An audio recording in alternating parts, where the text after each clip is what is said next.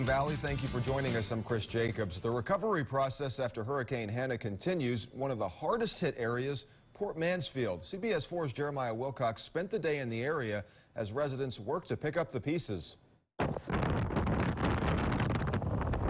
Powerful winds and heavy rain was too much for Wisconsin transplant Amanda Steffen. And then at nighttime it got a little bit more nerve-wracking because it really picked up.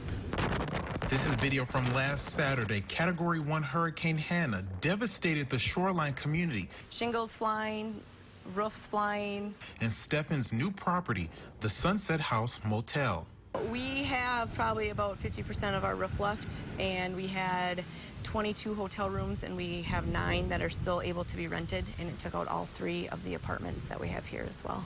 Since the storm, RVs are still overturned, fences destroyed, and homes still significantly damaged.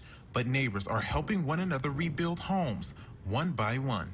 We had people drive by and help us with our trees. We offered to pay. They don't want any money. They just want it to be back to be able to let fishermen come here. As roofs are repaired and the water recedes, she's grateful what was damaged can be replaced. Whatever needed to help people just, it was literally back to business the next day. Everybody's out picking up their yards and doing what they had to do, assessing the damage. In Port Mansfield, I'm Jeremiah Wilcox.